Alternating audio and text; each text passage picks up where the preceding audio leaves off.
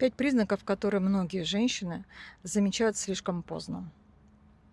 Наталья, скажите честно, он уже решил уйти? Это один из самых частых вопросов, которые мне задают женщины на консультациях.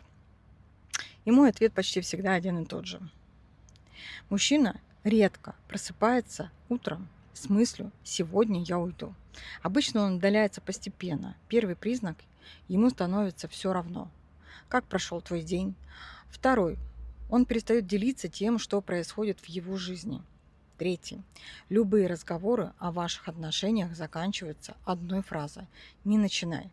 Четвертый. Он все чаще ищет причины проводить время вне дома. Работа, друзья, дела, что угодно. И пятый, самый тревожный.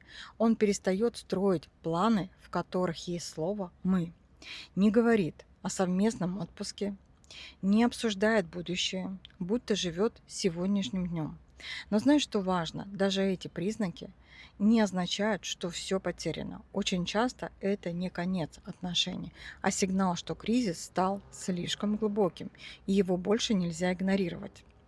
Если ты узнала свои отношения, не пытайся гадать, действительно ли он решил уйти. Лучше разберись, что на самом деле происходит между вами. Запишись ко мне на бесплатную диагностику отношений. Мы вместе посмотрим, можно ли восстановить близость и с чего начать именно в твоей ситуации.